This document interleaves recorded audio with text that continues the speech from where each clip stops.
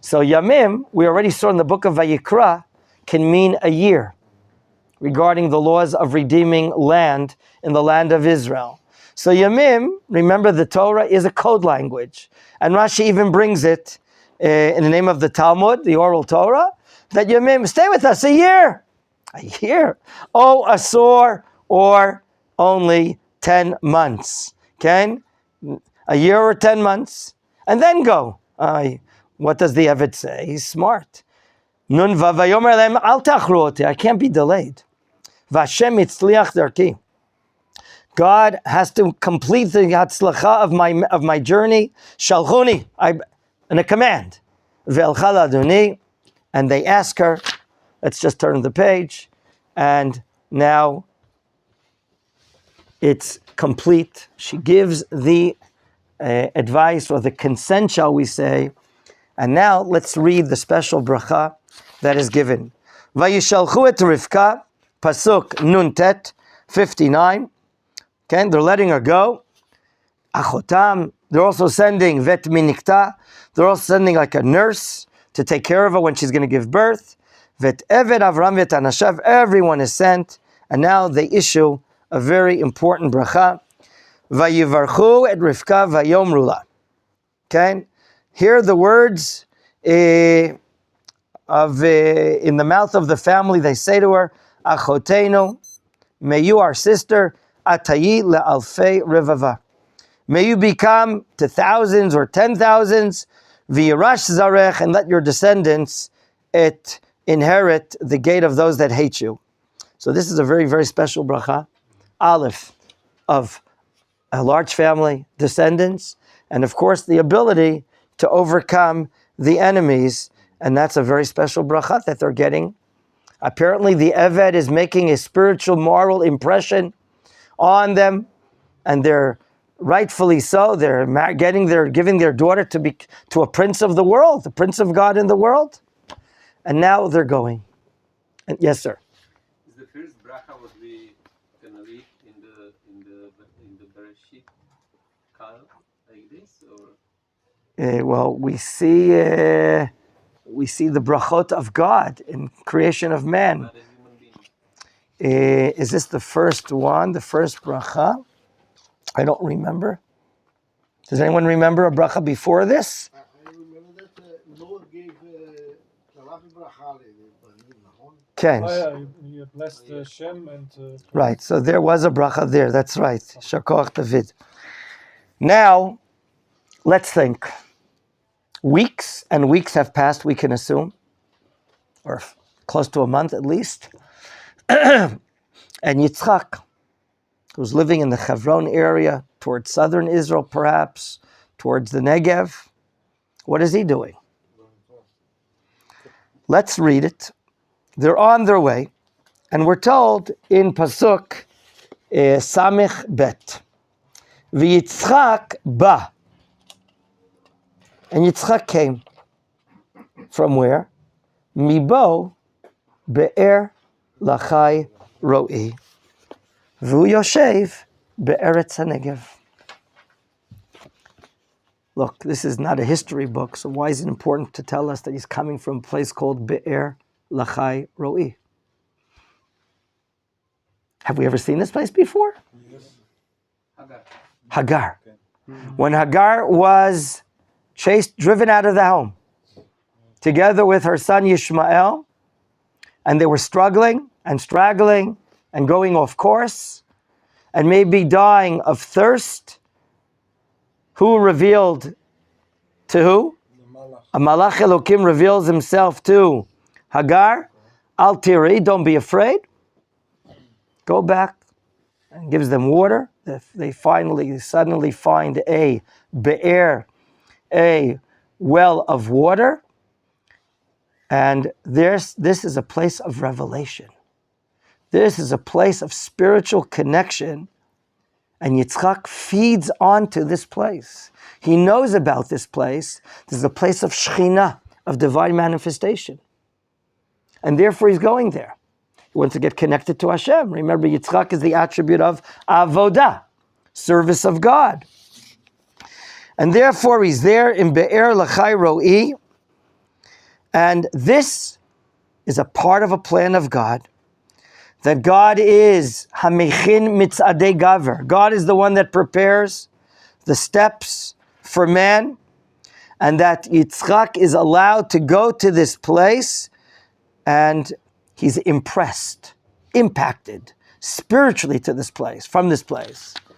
And as he's there, dwelling in the Negev, in Pasuk Samech Gimel, okay, this place of, he's now established in the land of the Negev, not far from Beersheba, a place for living, okay, and he now, what is he doing? Pasuk Samech Gimel, Vayetze Yitzchak lasuach basadeh.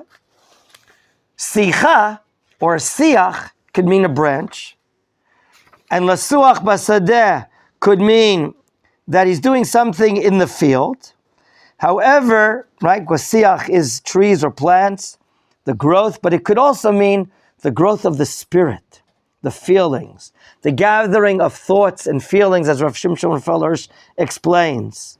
And Chazal, based upon a pasuk in Tehillim, teach us ein sicha ela tefillah. Lasuach could mean also praying. Sicha could be prayer. Well, what do you think he's asking for? What do you think he's praying for? A wife. He's praying for a wife. Now, what's the importance of the word sadeh? The Talmud does teach us that we should not pray in an open field, but rather any area that has walls, fences, you are quartered in, you are fenced in, helps you concentrate to think about the Almighty, the Absolute. So why does it say that he's praying basadeh? Rather, parts of the Talmud and the Netziv Volozhin say he's thinking about that famous sadeh. The same place that Avram calls it a har, a mountain, and Yaakov calls it a bayit, a house. That same place Yitzchak calls, what place are we referring to? Har HaMoriah. Yitzchak, in his way of serving God, is a way that will bring welfare, affluence, avodah, sadeh. He is the amud, the pillar of avodat Hashem. Avraham is gemilut chasadim, and Yaakov is Torah. Those are the three pillars upon which the world stand. So therefore he's praying towards Mount Moriah. And he considers Mount Moriah likened to a sadeh, to a field. And that's where his heart is. And as he's praying, who is arriving? The next pasuk. Vayisa einav vayar. He lifts up his eyes and he sees. V'hine, surprise. Gemalim ba'im. There are camels. He doesn't have binoculars. He doesn't know who it is.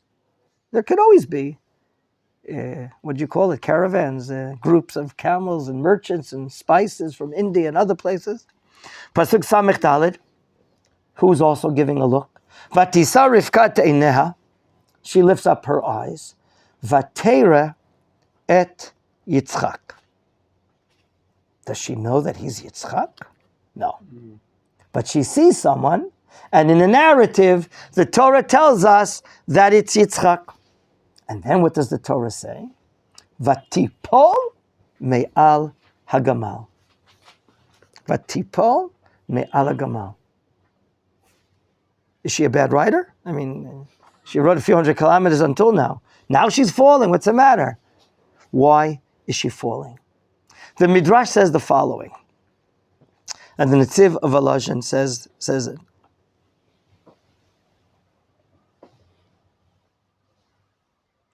Yitzhak was praying in an amazing way. His hands outstretched to the sky. Now I'd like to interview, time out, right? I'd like to interview Rivka for a moment. Miss Rivka, how are you?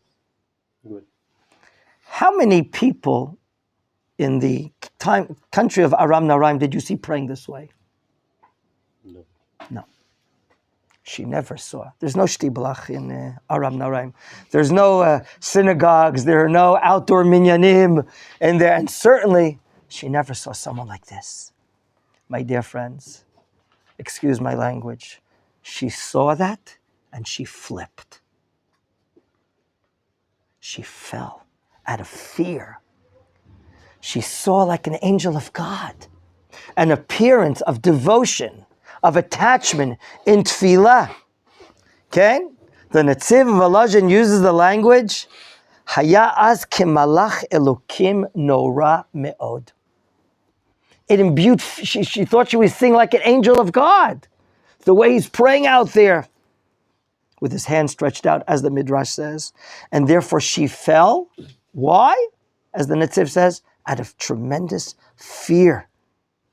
But she doesn't know what she's fearful of. And after she falls, Pasuk Samechei, Vatomer la'eved, mi ha'ish halazeh, this distinguished person, who is this man ha'olech basadeh lekorteinu, who's coming towards us, that I am so impacted from, that I am so imbued from? Vayomer ha'eved, hu Adoni, it's my master. What does she do? Vatikach hatza'if, she takes her, what's it called, kerchief? Or Veil. a veil? Vatitkas, lechasot, and she covers herself. Why does she cover herself? A modesty. She has so much fear and modesty, she understands right now that she's not worthy even. She's not valuable enough for such a man of God like this Yitzhak. And therefore, right now, what's happening, this event, will show psychologically what we're going to read about the marital relationship between Yitzhak and Rivka. Unlike, the Netziv Volozhin explains, Avram and Sarah that communicated and talked and discussed matters and problems and crisis situations, we're going to see a distance, a lack of communication between Yitzhak and Rivka. Why? All based upon this divine setting, that her first glance, looking at Yitzhak from a distance, she saw a Malach Elokim. And it gave her so much fear that this event is going to have an impact on the marital relationship as far as communication is concerned, that she will be full of fear. And therefore their relationship will not be like Yaakov and Rachel, like Avram and Sarah. And therefore, this event, the Torah purposely shares with us because it's a prelude to the next Parshat Toldot, that we're going to see. They're going to be divided in ideas. They're going to be decisions that have to be made, and each one will favor a different child. Each one will see the greatness in a different child.